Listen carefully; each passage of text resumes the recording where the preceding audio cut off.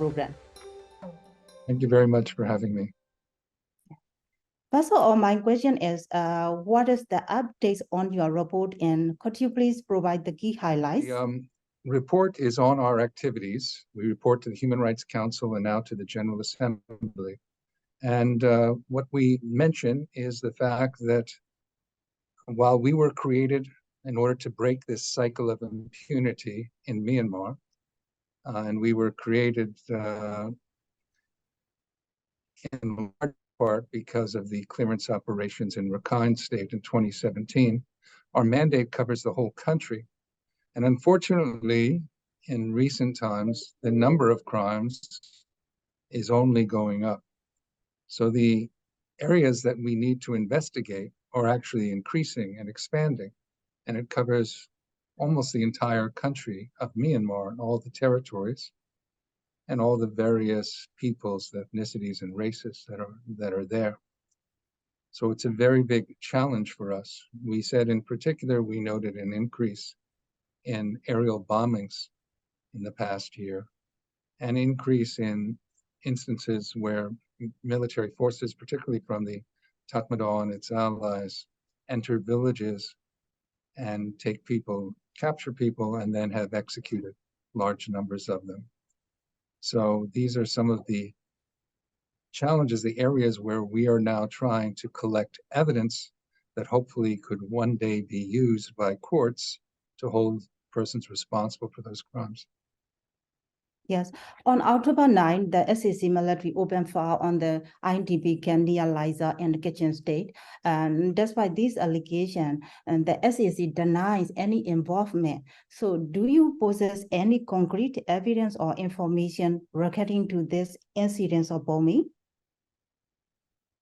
We're well aware of that incident. Exactly as you say, we know that there are many allegations of the number of people that were killed in explosions in that village, and we will be collecting the evidence of that.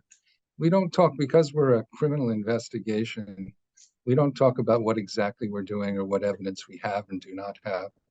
All of this is a process that does take a considerable period of time. So how would you describe the current situations in Myanmar with regard to the human rights violations, war crimes, and the crime against humanity? I would say that it's extremely disheartening. We were created to try to end this violence, but since our creation, unfortunately, the violence has only increased. We do hope that we contribute to limiting that in some way.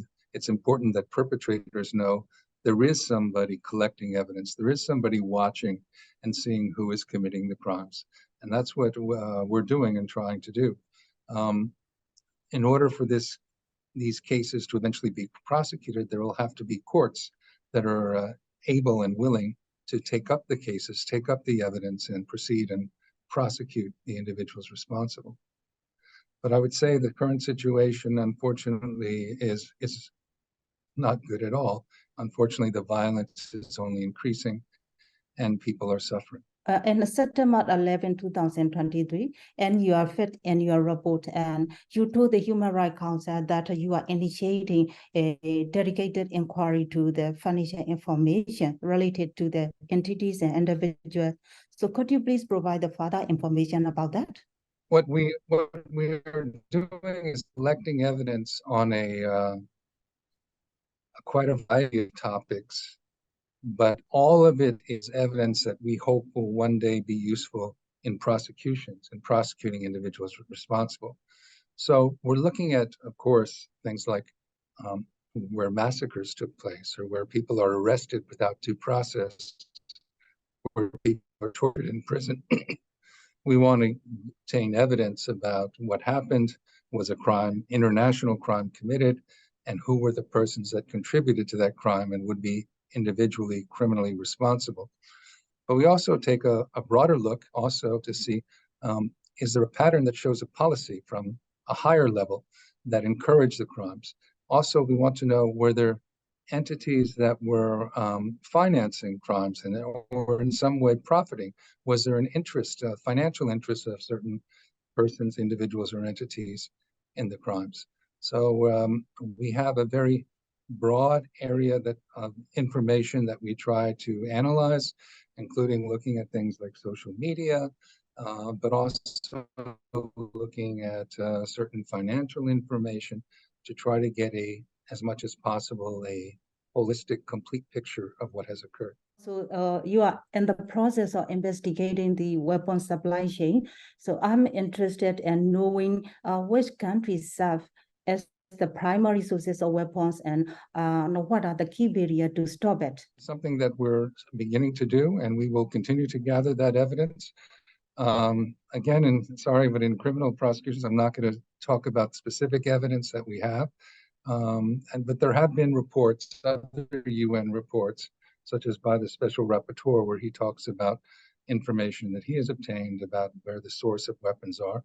And we're looking at all of that. We'll be making requests from countries for further information about what they know, what the countries know about the supply of weapons, how weapons eventually made their way to Myanmar. Regarding some ASEAN countries supplying weapons to the Myanmar military, and in light of the Time magazine recently coverage of this situation, I'm interested in learning learning about any new developments or information that you may have on this matter. Well, that's the kind of thing that's under investigation, and because again we're a criminal prosecution entity, we're not like some other UN entities that are reporting and making recommendations. We're trying to hold individuals responsible. So for various reasons, we don't go into the details of what we're doing at this time, partly because we don't want to tip off other individuals about what we're doing so that they can evade conceal evidence or evade justice. In regards to weapons, just to give you, I can explain maybe a bit more about the challenges. So what we're really interested in is,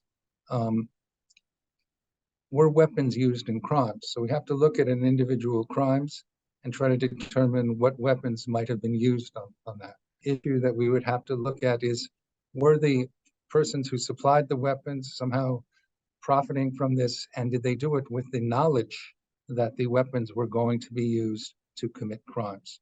They don't need to have the intent. They don't themselves have to say that I want the weapons to be used in crimes.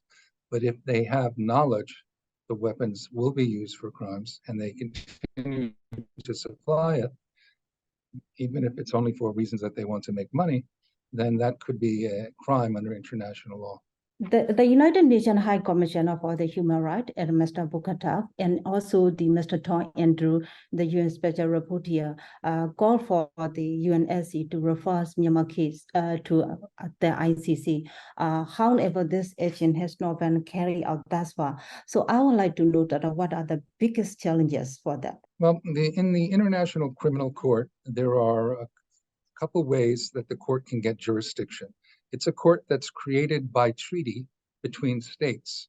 And the treaty says that when countries that are members of the court that have signed the treaty, when crimes happen on their territory, or when crimes are committed by their nationals, then the court can have jurisdiction.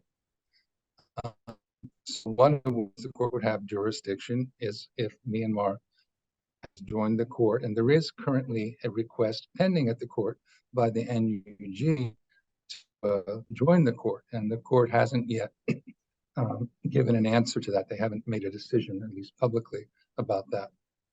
And the other way that the cases can be referred to the ICC is not a member of the court.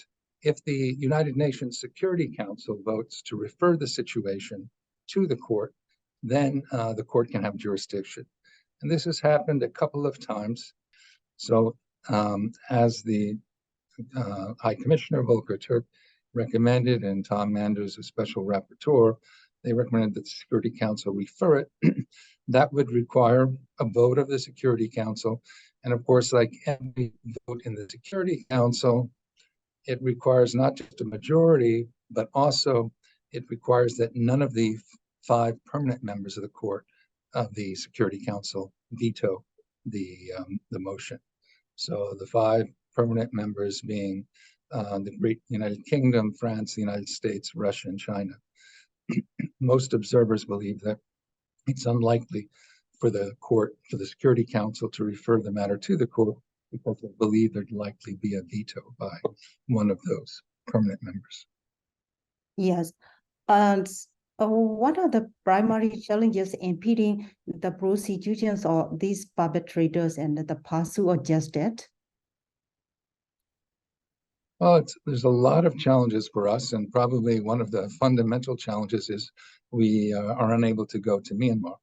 We have made requests since we began in 2019 for access to the country, but the governments have always denied us, or the authorities at the time have always denied us access, including we currently make requests to current military authorities, and they ignore us. They do not answer our requests. So that's a challenge to access the witnesses. We can access the crime scenes, but also accessing witnesses because, of course, most remain in Myanmar. And then it's a challenge also because in any war crimes case, or crimes against humanity case, and I've been working on these for over 20 years, it's always a challenge when you're trying to build cases against those higher up who are most responsible for crimes. The persons that are charged with the crime at higher levels of authority were not present when the crime occurred. They weren't in the village. Maybe they've never been to the village. The victims that were killed or raped, they never met the accused person. The soldiers who actually did the killing or raping, they never spoke to the high level commander, the highest level of commanders.